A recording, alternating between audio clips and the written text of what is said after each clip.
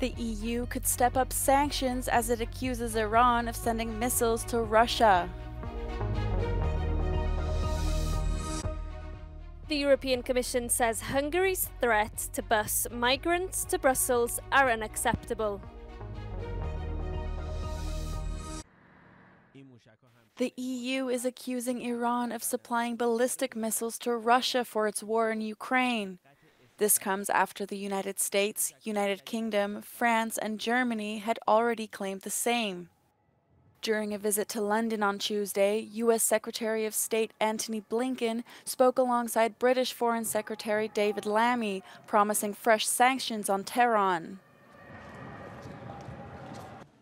Russia has now received shipments of these ballistic missiles and will likely use them within weeks in Ukraine against Ukrainians. Russia has an array of its own ballistic missiles, but the supply of Iranian missiles enables Russia to use more of its arsenal for targets that are further from the front line while dedicating the new missiles it's receiving from Iran for closer range targets. This development and the growing cooperation between Russia and Iran threatens European security and demonstrates how Iran's destabilizing influence reaches far beyond the Middle East. The EU said in a statement that it received credible evidence of the deliveries. It has already imposed sanctions on Iran for delivering drones to Russia before, but the latest accusations could see the bloc step up its retaliatory measures.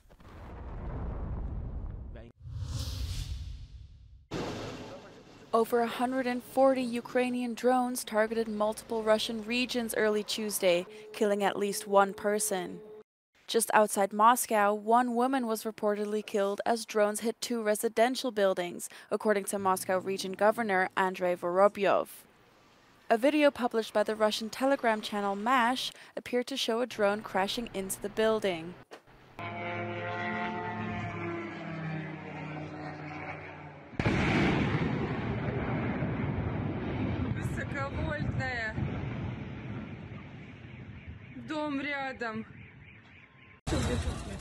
Three people were injured in the attack, the Moscow governor said.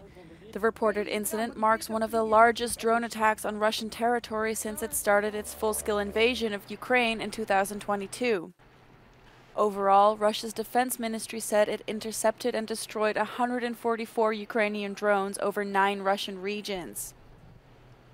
This would be the second major Ukrainian drone attack on Russia this month. On 1 September, the Russian military said it intercepted 158 Ukrainian drones over more than a dozen regions.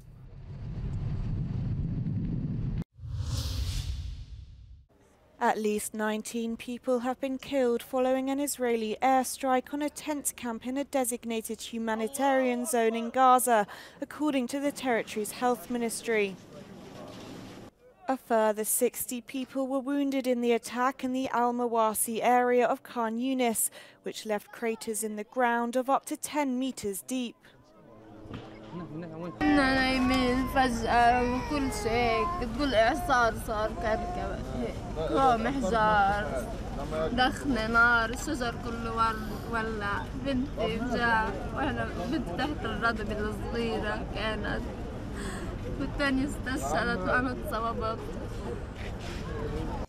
The death toll is expected to rise as Gaza's civil defense continues to search in the rubble.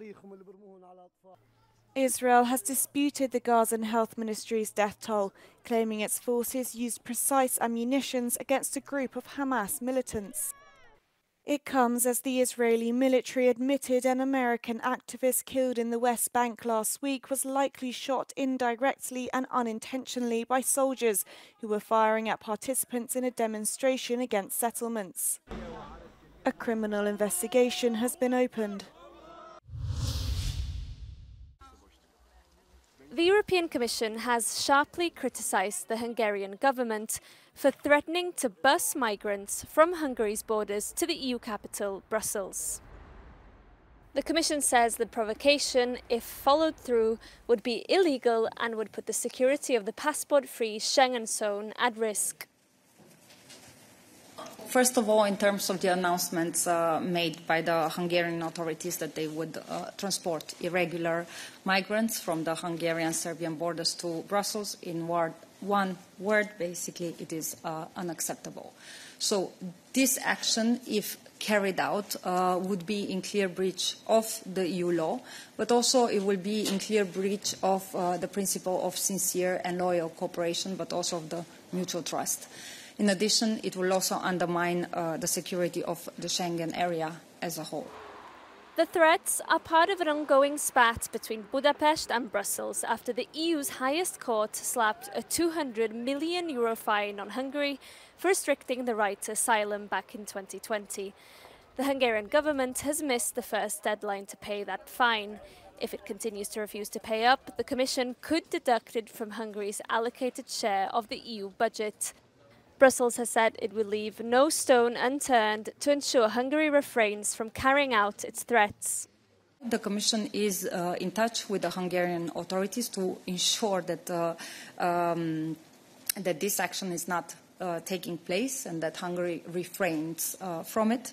We're also in touch with the neighboring countries, but also with the Justice and Home Affairs agencies, and we are also standing ready to use all our powers under the treaty to ensure that the EU law is respected. The latest escalation puts further strain on the relationship between Brussels and Budapest.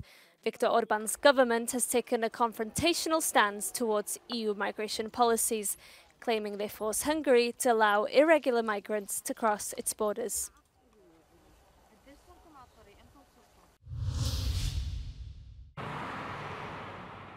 Schengen, Europe's open borders area guaranteeing passport-free freedom of movement, is one of the cornerstone triumphs of the European Union. However, it appears under threat following a German government announcement to impose controls on the 9 countries surrounding it. The decision follows years of similar moves by other Schengen member states, such as Austria, Slovenia, Italy, Norway and France, who have temporarily implemented border controls, citing unstable migration and security issues, including terror threats. This is yet another nail in the coffin for Schengen, because for so many years we've been seeing countries notifying to the European Commission their intention to introduce controls at the border. Most of these notifications had to do with a particular situation, which might be linked to terrorism, which might be linked to the COVID situation. But all of a sudden now we see that this is a political decision. Critics say Germany's decision is a response to the rise of the far-right anti-migration Alternative for Germany party, who saw success in recent regional elections. However, Berlin has insisted its decision does not spell out the end of Schengen. People in Germany, as well as in the other countries in Europe and the German government, they cherish the Schengen acquis. What we do is that we use the possibility of the temporary border controls that are put in place now for a short period of time. The border-free Schengen area applies to 425 million EU citizens and all EU countries, except for Cyprus and Ireland, as well as non-EU member states.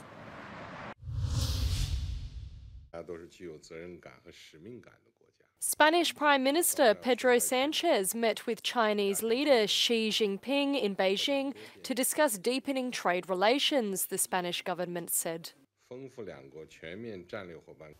Y España quiere trabajar de manera constructiva para que las relaciones entre ambas regiones sean más cercanas, más ricas y más equilibradas.